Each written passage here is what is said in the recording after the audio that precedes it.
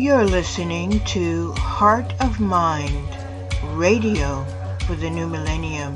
I'm Kathryn Davis, host of this program, and we're doing an examination of spirituality in the age of crisis, the age of change, and the age of transformation. In this segment, we take another look at the prophecies of 2012 with Sergio Magaña, who explains that the true prophecy was representing a period of time, and that is illustrated in his book, Dawn of the Sixth Sun, from 2012 to 2021. So that means that we are at the peak, the transformation point of this prophecy.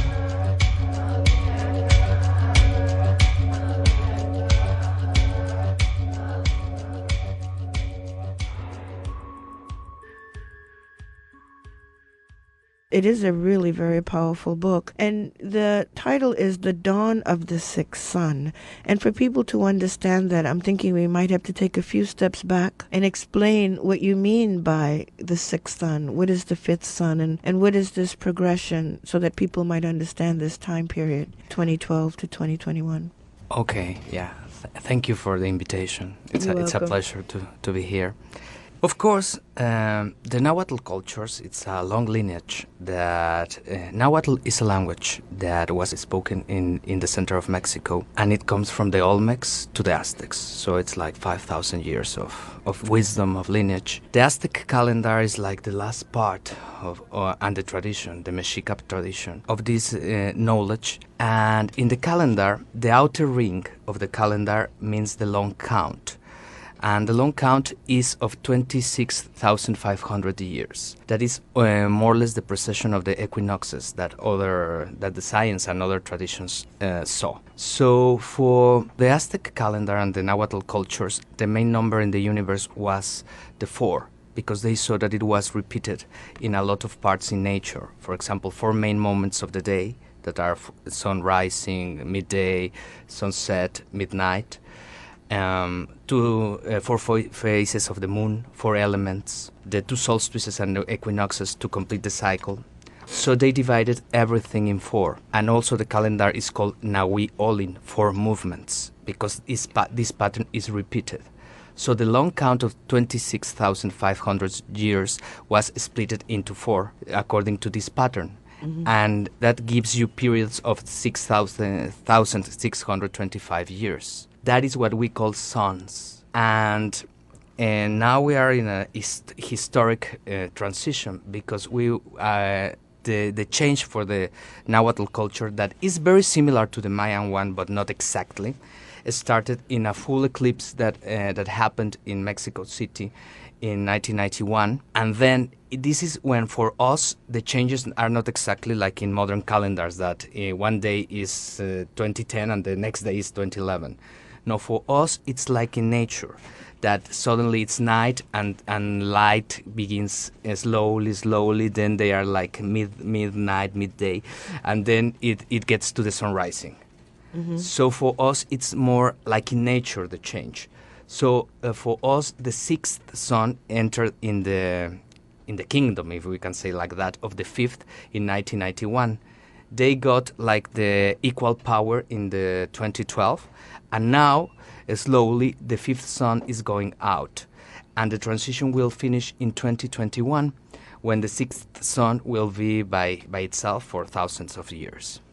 So can we speak of these 2 suns? What was the characteristic of the fifth sun that's leaving, and what is the sixth sun bringing in? Of course. For us, the main division that people have, I think that the environment creates the traditions, because all the knowledge is adapted to the environment. We in Mexico are very equatorial, more equatorial than here. Mm-hmm. So we have like an average of night and day that doesn't change a lot in the year, between winter and summer. So we get to the night at 7 almost all year long, and it's at 6 a.m. Probably we get the sun rising all year long. So if you see, it's almost half and half. So I think that the ancient Mexicans, both Mayans and Mexicas and all those things, and Aztecs and Toltecs, saw these two parts of us. That would be the night and the day. So the main division that the tradition created was night and day, and what we call tonal nahual. Tonal comes from tonatiuh, the sun. So it's who you are awake. For example, now I'm in the tonal giving all these all these lessons, and nahual comes from negua. Negua is I, who I am really.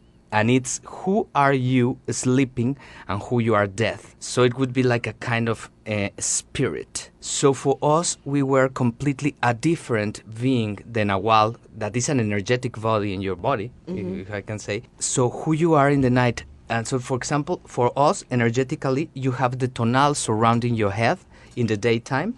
And when you fall asleep, they change. And the Nahual that was in your navel, the energy of the Nahual that was in your navel goes to the head. That's why you enter in a complete different state of perception. So the main division for us is tonal Nahual. And for us, the Nahual is very important because for the tradition, who you are in the night will create who you are in the day. It has 4 times the power, the sleeping state has 4 times the power of the awake. And also, in the big periods of the calendar, this division is still there. For example, we have a son of the tonal or a son of light, and then a son of the Nahual, a son of darkness. It doesn't have anything to be with good or bad. It's just night and day. The 5th son was a son of light, of the tonal, of the awake.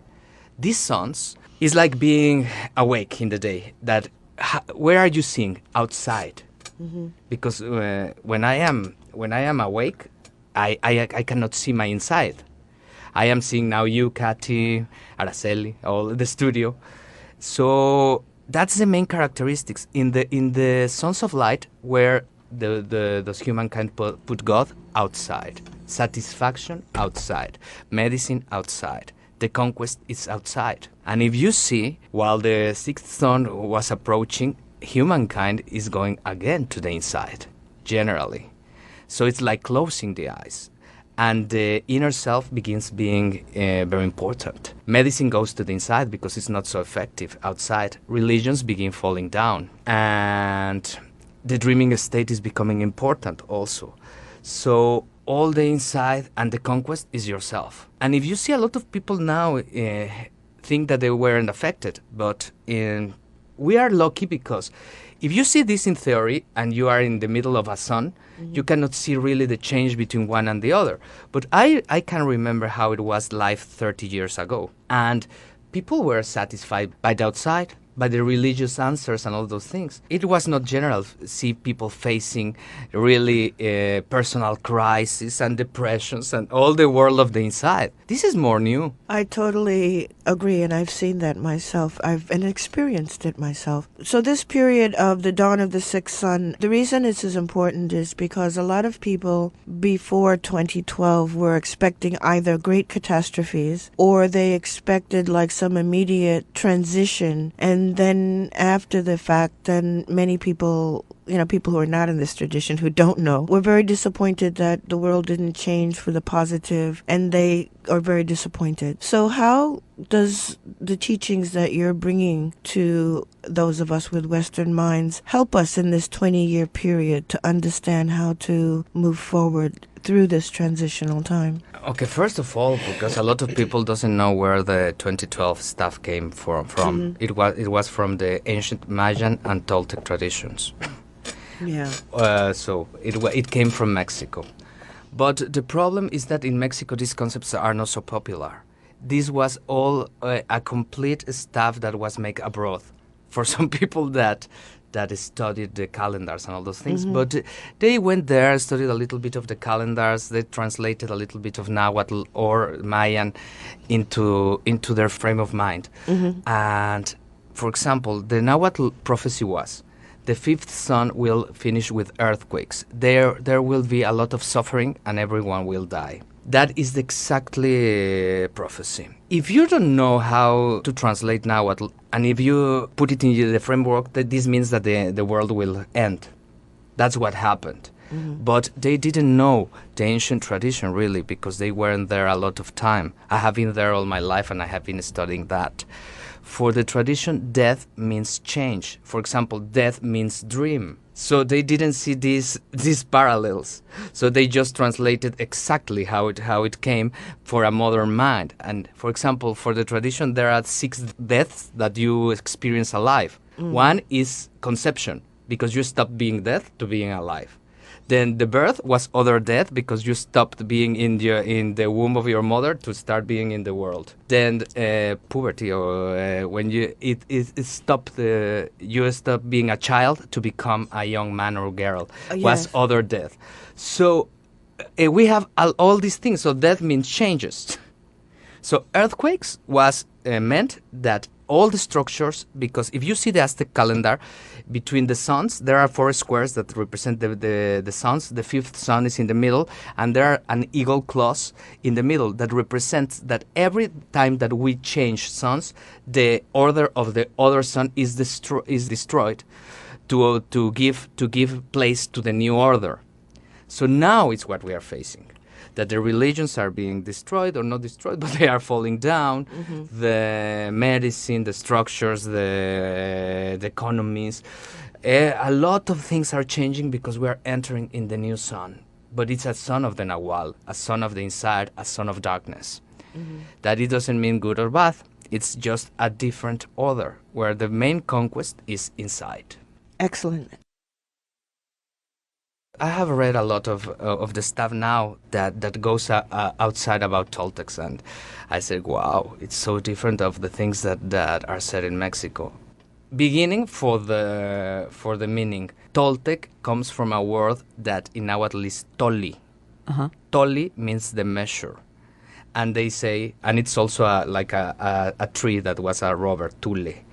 So toli is. They say that it comes from the Olmecs, that the Tol is the ones that have the measure, and they say the measure is in the universe.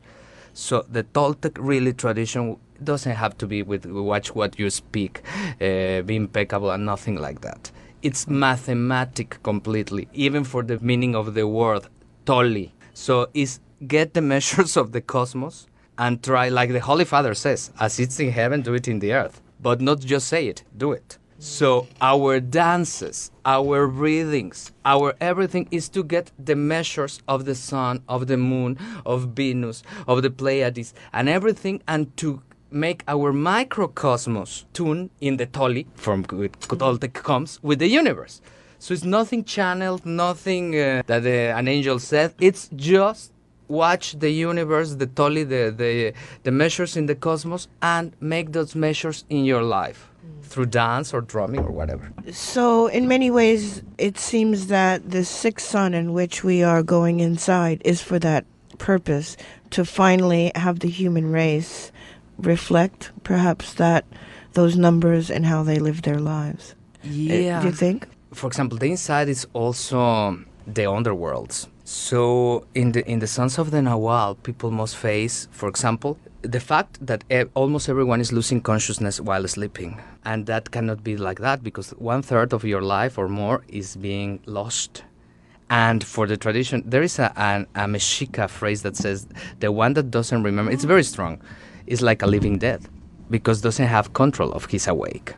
So that's the first fact that a 6th sun brings, that you must face what you dream and learn how to control your dreams. Then, the repetitive patterns that you are doing, they are going to be exaggerated until you solve them. The fear of change. Then the repetitive patterns of your ancestors that are really important. We are not free.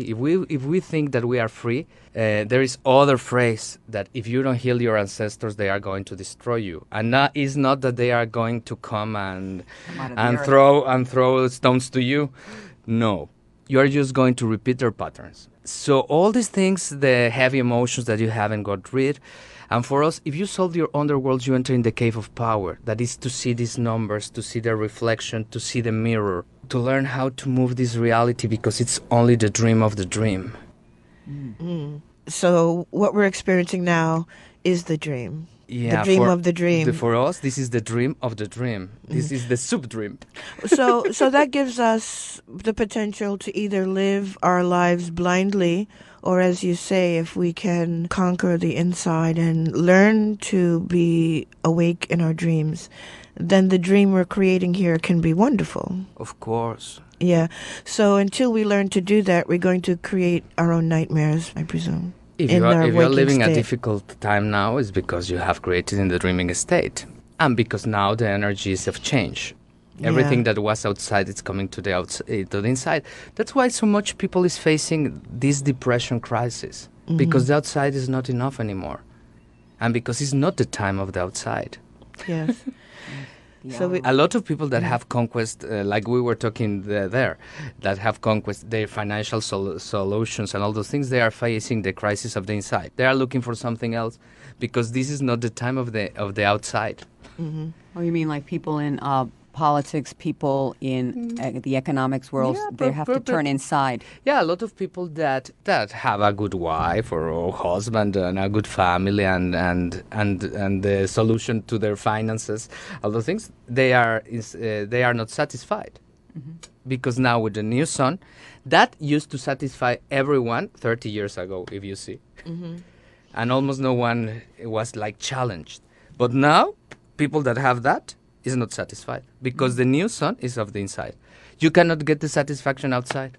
I recognize that. I think it would be great to get a little bit further into some of the details because you talk about the math and the measure. And I would like for people to understand the significance of the numbers as you taught us in the workshop, though you couldn't do the whole thing. But, the 4, the 13, the 8, what are the significance of all the numbers with regard to the solar system? Okay. The main one is the 1. In Nahuatl, 1 is Se, or Sen.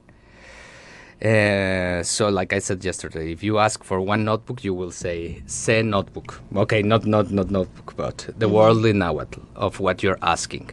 But Se, it's from Sen comes the word Senteotl. Teotl is energy, the unified energy from which everything comes. So it will be like the equivalent of God, but a very different God because it doesn't have like human shape, not beard.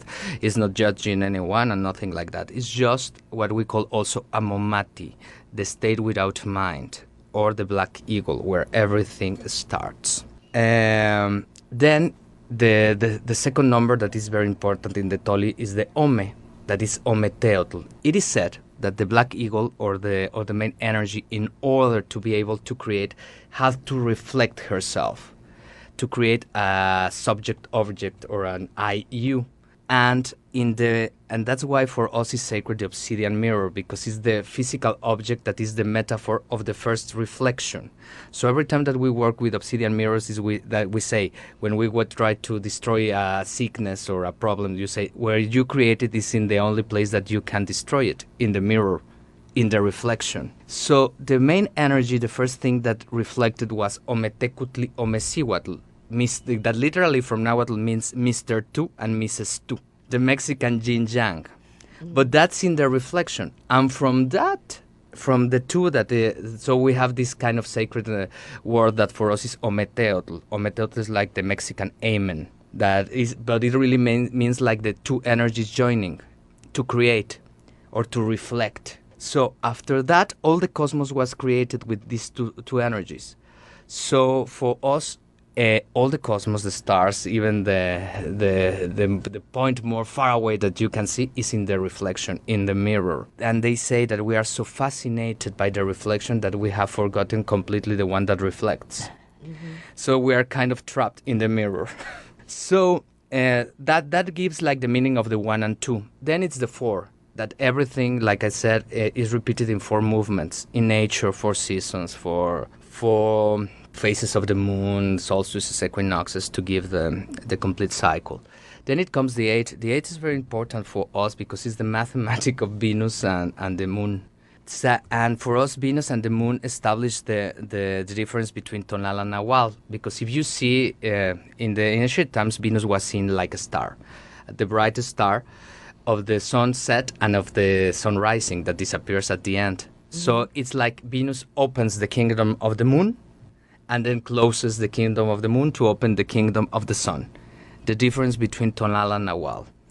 So it was like very complicated to explain in radio equation of the cycles of Venus and the moon that leads you to the number 8.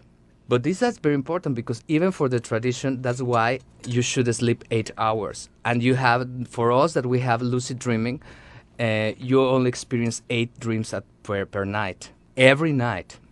And a lot of people that say, oh no, I have more, they don't have more. If they join the complete dream, one dream that looks different is the continuation of the same dream. But if you have lucid dreaming, really, you will see that everyone sleeps 8 dreams every night. Even if you sleep 4 hours or 6. Oh. It will be repeated in those patterns because we are just reflection of the Tolli. We cannot escape from the Tolli, from the measure. That's amazing. And what about the 13?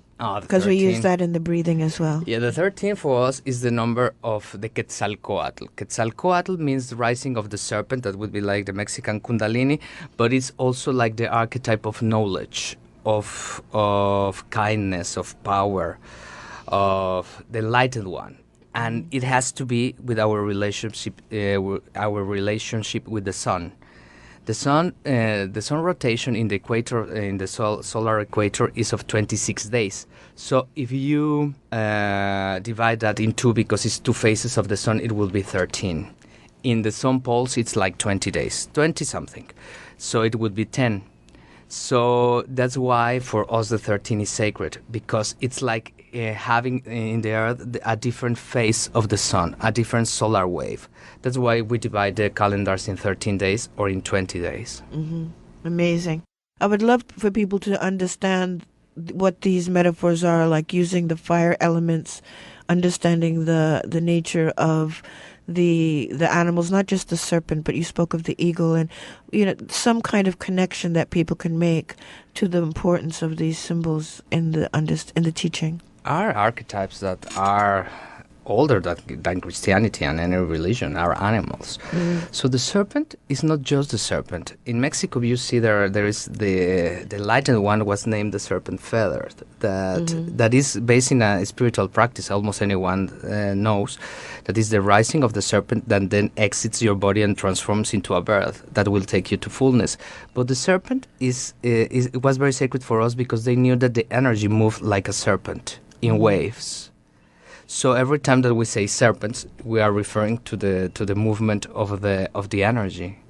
For example, the crocodile was the ancient symbol that represented the Mother Earth, and it was said that the Scatlipoca, the Lord of the Darkness, with the Quetzalcoatl, the Lord of the Light, in a legend, were kind of fighting for the earth, and they were pulling one jaw and the other jaw, and then they broke it, and from it came the creation. That it means it is like a metaphor of the yin yang, the black and the white energy, and it came the creation of the fifth sun.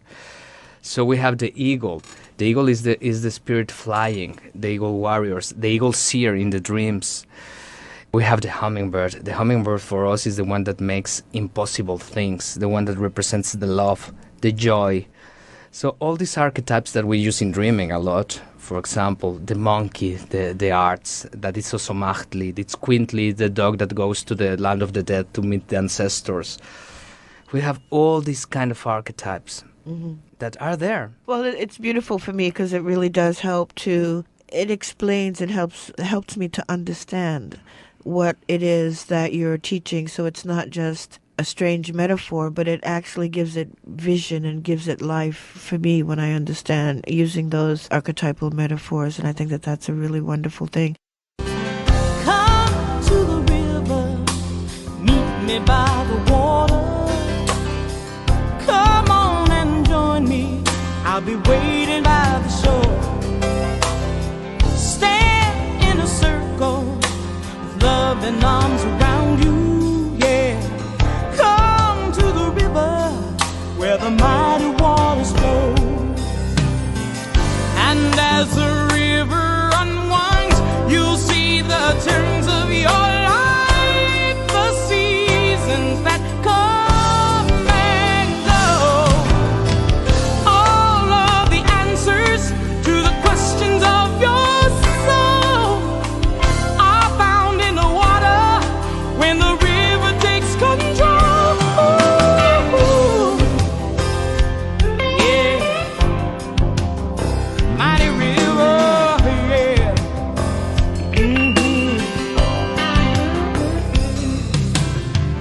Come to the river, it's time for crossing over, yeah. There'll be no strangers, no standing alone. Lay down your burden, any load too big to carry, yeah. Come to the river where the healing waters flow. There will be mountains to climb and valleys dark as the night, and roads you have never known. Follow the answers to the questions in your soul. Down by the water where the river gates control. Ooh, yeah. Mighty river.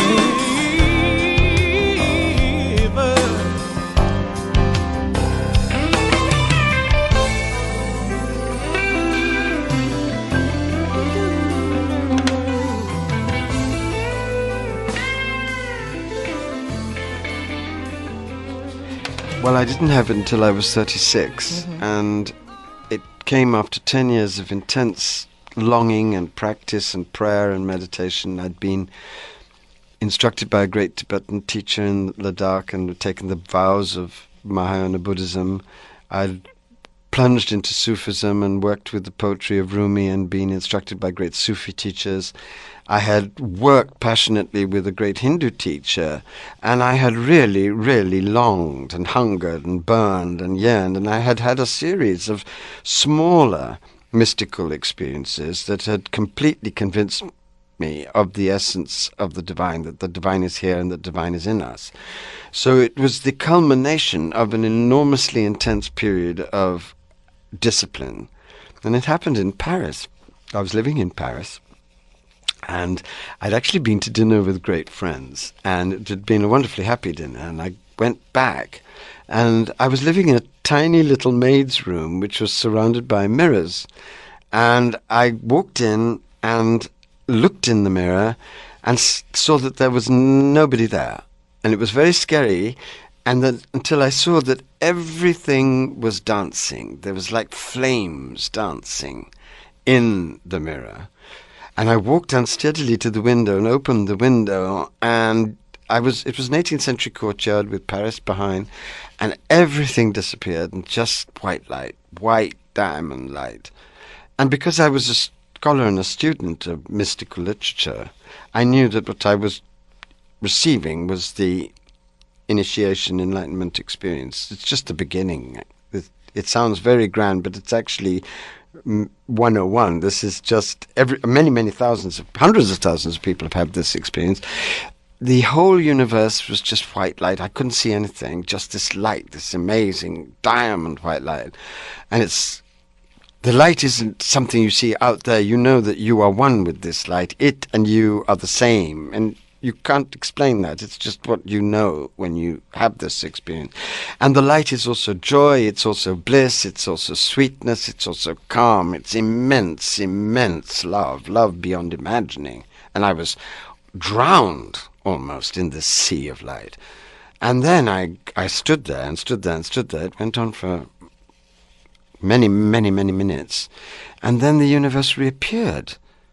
But this time, everything that I thought was so solid looked very, very gentle, and it was suffused with light. So everything was glowing, and I understood beyond thought that everything that we see is actually a crystallization of light energy. And this goes exactly with what modern physicists are saying. You see, the most cutting-edge science and the deepest mysticism are now arriving at a marriage.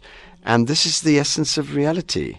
And knowing the mystical traditions as I do, I know, and as many people do, that this experience has been had by people all over the world in all of the different religions. This is the essential experience of the nature of the universe, and it's open to everyone who wants it, because the divine is not trying to protect this secret. The divine is longing to give this secret to everybody, but you have to turn up in the relationship. You have to do the work. You have to work. You have to love. You have to turn up. And that's not because God is a sadist. It's because God wants you to have the ultimate experience, which is the rapture and the bliss of knowing the reality. I've been traveling down this river. So many rocks pop up in my sight. I got to make some quick decisions. Should I go left or should I go right? I pray for guidance. You're listening to Heart of Mind Radio for the New Millennium. I'm Kathryn Davis, host of this program, and we're doing an examination of spirituality in the age of crisis, the age of change, and the age of transformation. In this segment, we're speaking to Andrew Harvey, a British author, religious scholar, and teacher of mystic traditions, known primarily for his popular non-fiction books on spiritual or mystical themes, beginning with his 1983 A Journey in Ladakh. He is the author of over 30 books, including The Hope, A Guide to Sacred Activism, The Direct Path, the critically acclaimed Way of Passion, A Celebration of Rumi, The Return of the Mother and the Son of Man. He was the subject of the 1993 BBC documentary The Making of a Modern Mystic, and is the founder of the Sacred Activism movement.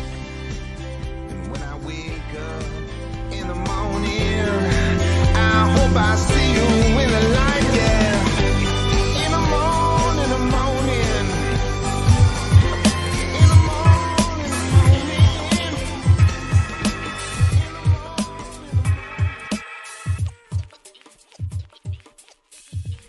I was born in India, and to be born in India is to be born in a world which is loved as sacred. So from the beginning of my life, I lived with people who found everything sacred, the rivers, the trees, the flowers. And although I was born to Protestant parents, I had a Hindu cook, I had a Catholic nurse, I had a Muslim driver, and from very early on in my life I understood that there was one divine force and many ways of connecting with it and expressing it in reality. Mm-hmm. I was sent to school when I was 9 in England, and I felt as if I'd been locked in a refrigerator, because after the warmth and the passion and the joy and the beauty and the splendor and the religious intensity of India, England felt frightfully cold. But I overachieved wildly, and when I was 21, I was elected to be a Fellow of All Souls. A Fellowship to All Souls is the highest English academic honour, and since I had absolutely no money, I was completely thrilled. But the next years were not happy years. I wasn't a happy young man, because I really understood that the world was falling apart, and my own life was falling apart. When I was 25, I returned to India, and I had a series of overwhelming mystical experiences which took me completely by surprise, because I had become a Marxist in my teens.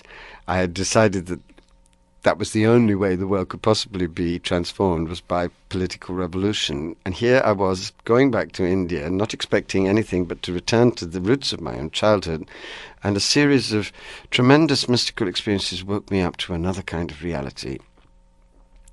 I then went on a very serious spiritual journey. I went up into the Himalayas to Ladakh, where I met a very powerful and beautiful Tibetan teacher. I went to live in Paris, where I studied with Sufi mystics. Sufism is the mysticism of Islam. I plunged into Hinduism by becoming the disciple of a Hindu teacher.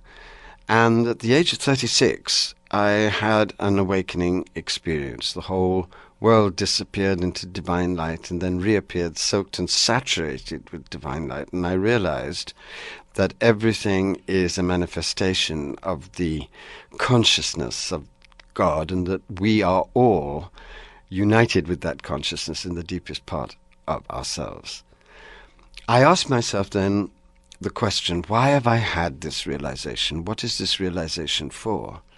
And I had the honor of interviewing the Dalai Lama on the day that he won the Nobel Prize in Oslo in 1989. And I asked him at the end of the interview, Your Holiness, this is an absurd question, but what is the meaning of life?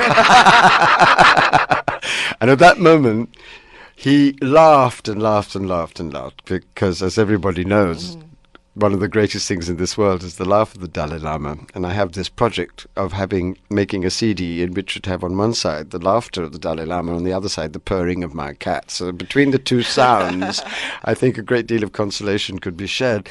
But he gave me the most amazing answer. He said, the meaning of life, Andrew, is to embody the transcendent.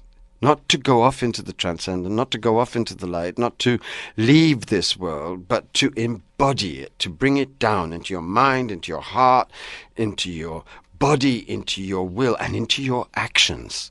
And that was a perfect answer, and it set me on a journey which went through many, many, many different permutations, but led me to the vision of what I call sacred activism that I am now sharing with as many people as I can get my hands on. And my book, The Hope, arose out of a lifetime spiritual search. What I believe is this. I believe that love doesn't mean a hill of beans unless we act on behalf of the voiceless, the oppressed, the damaged, the disinherited, the degraded. And I also believe that the deepest meaning of our crisis, this tremendous and shattering and very menacing and very difficult world crisis that we are now so obviously living through, is that it is a crisis designed to galvanize a comatose and paralyzed humanity into claiming the sacred power of divine consciousness within, and then putting it into radical, wise, clear, focused action on every level very, very fast, not just to save the planet, which is obviously now in tremendous danger, but also to help us go to the next evolutionary stage of our own evolution. We are a very damaged humanity at this moment, but the divine is within us, and the crisis is saying to each one of us, get off your ass, do something, love the world, and put your love into action. Choose something you care deeply about, and join with others to do something real about it. Everybody can do this. And since my book came out 2 years ago, it's had a tremendous reception. Many, many thousands of people have read it, and all over the world people are responding to this call, which is why, despite all the facts, despite all the evidence, despite all the pain and horror and sadness that is erupting everywhere, my heart is now filled with hope. I know that we are going to get through. It's going to be very difficult, but there are on the earth hundreds of thousands of ordinary, humble, simple, decent people who now realize just in what danger we are, and who are willing, increasingly willing, to put their lives at stake to do something real about this situation. So that's my life. And a beautiful message it is that you bring with your life. It's the message really of all of the great teachers of humanity, and I don't count myself amongst them. I'm not worthy to wash their underpants or do their shoelaces, but it's the message of Jesus, it's the message of the prophet, it's the message of the Buddha, it's the message of Ramakrishna, it's the message of everybody who wakes up. God is real. There is a divine presence in everyone and in everything. And the only possible response to that presence is to love and serve all beings. And that is the only thing that will ever make anyone truly happy. Because all the other things that we look for can be destroyed, but the presence can never be destroyed. And the joy that you get from helping people and serving animals and really being a part of this great new birth that's trying to take place on the earth, that joy is not something that anything can take away from you, because that joy the world cannot give or take away. That is an internal joy. And that's the great secret of life. Everybody somewhere knows that. There's a marvelous story about Mother Teresa, which I'd love to tell you. This is such a great story. This is a story actually told by a friend of mine. Mother Teresa just had a series of heart attacks, and she was very, very ropey. I mean, she was fragile, and the nurses were very worried about her, the other nuns. And one day a big businessman came to see her, and he was dripping with gold and jewels, and he fell on the floor and he said, "Oh, Mother Teresa, you are the greatest person that's ever lived on this earth." And she got extremely embarrassed, and she said, "Okay, get up." And she says, "Why do you think this?" Just laughing. And he said, "Oh, because you have given up everything." And she said, "Stop right here." She said, "You are the one who's given up everything. You've given up meaning, you've given up passion, you've given up joy, you've given up the meaning, passion, and joy that come from really knowing that with all your faults and follies and flaws, you are truly trying to do something for other people. I have not given up anything. I am filled with the joy of God. Not because I'm a good person, but because I've just turned up and every day try to do my best. So until you realize that it is you who are the real renunciate, you really don't know anything about life." And he freaked out and ran out of the room. But that's one of the great stories. And That's a great goes story. to the core of life, I think. That's a beautiful story, in fact, because I think that's where most people get lost. Yes.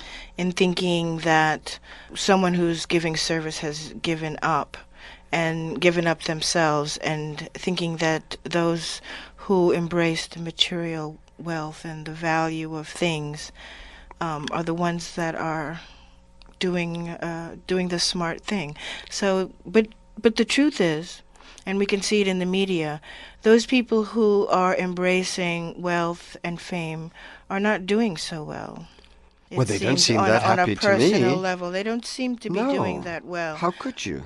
And so perhaps we can talk to our listeners a bit, because we're talking to regular folk. Of course. Who I'm a regular folk, who don't make much, but give a lot. In terms of our radio station, people who don't make much tend to give quite a lot when it comes to the poorer like people are always the one who are the most generous. I lived in India for so long, and don't go to the rich, go to the poor for help, because they're the ones who know what life is.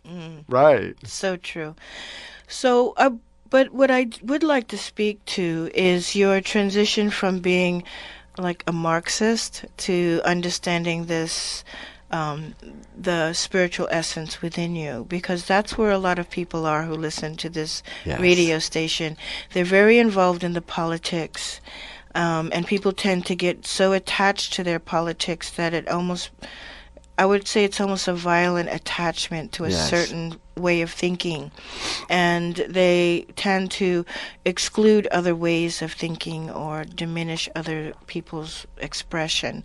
And I'm curious to know how that transition was expressed in your life from Marxism. Such a wonderful question. First of all, I have the greatest reverence for Marx. I think Marx was a completely brilliant person who understood, especially the early Marx, the real nature of power and how injustice is fueled by economic factors. This is very important, because anybody who reads Marx with an open heart knows that money and power go together and injustice follows. And those structural connections are extremely precise. And I think one of the terrible things that happens in American society is that greed manipulates people into decisions that blind them to the effects of greed.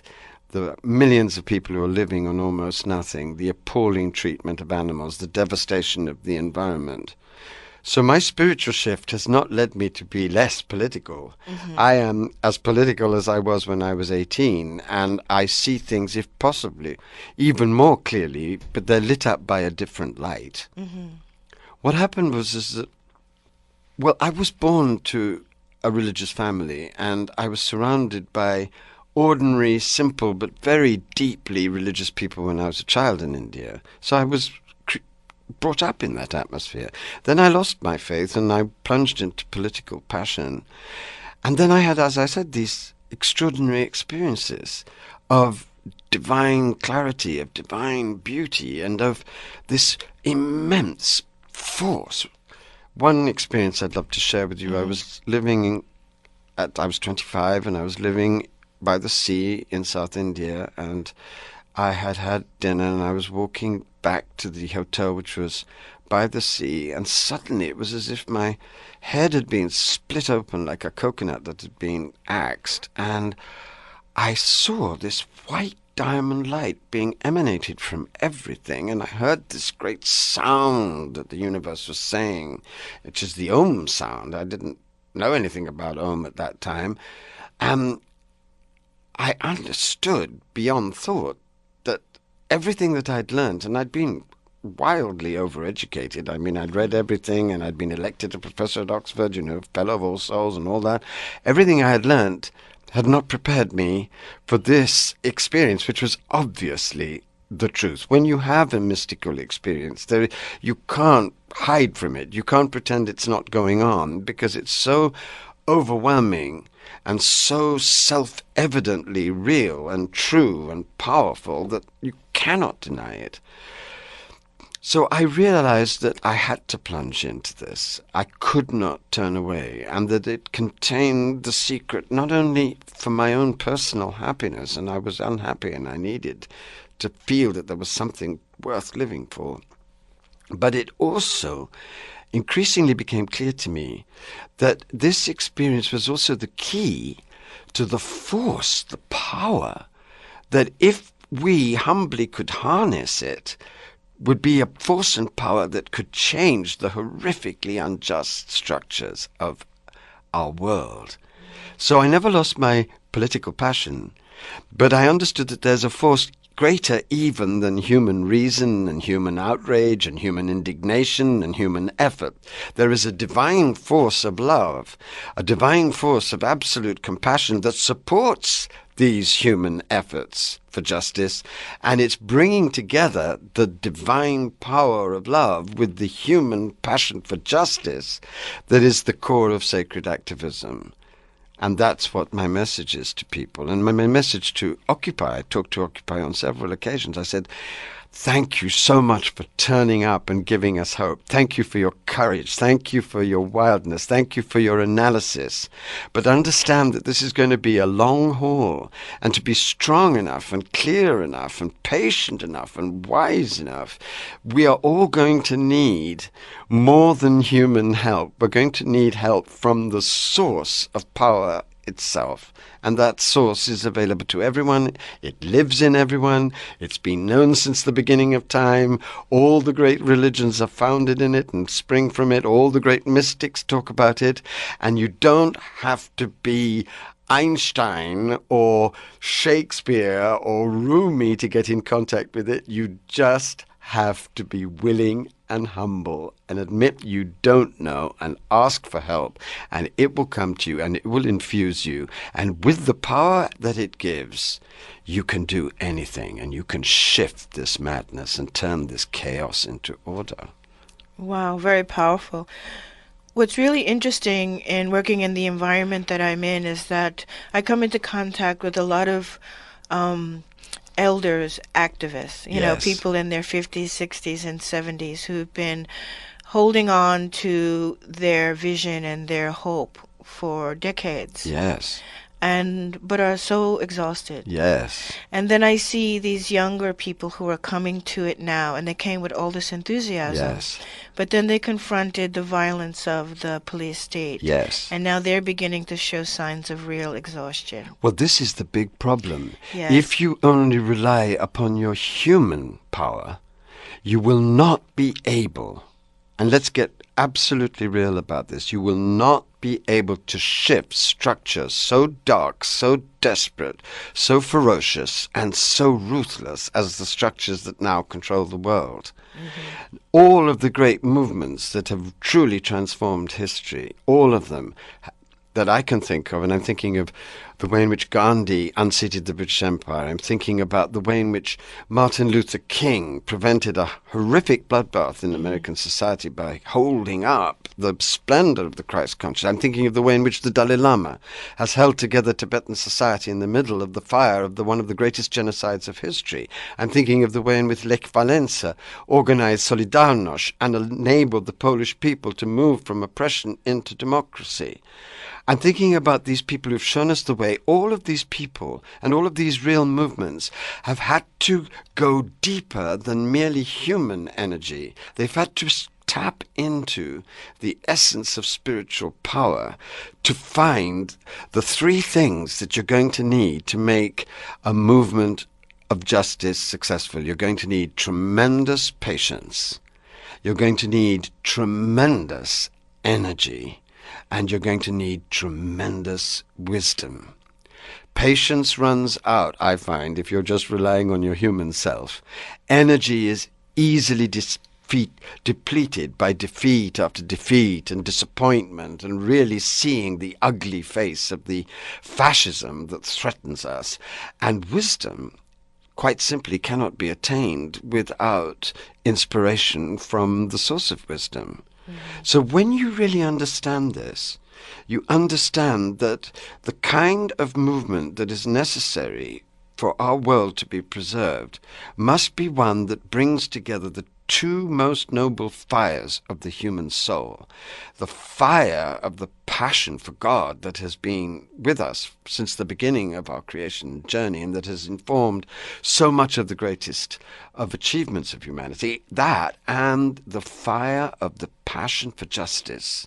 And when you bring these two fires together, a third fire is created, which is the fire of love and wisdom in action. And we have seen this fire transform history again and again and again and again.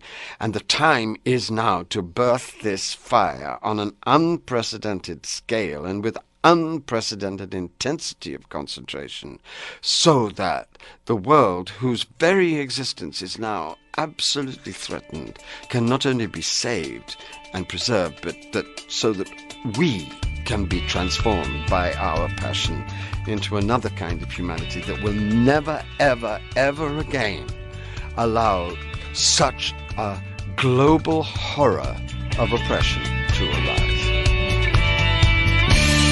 Whatever happened to the sun?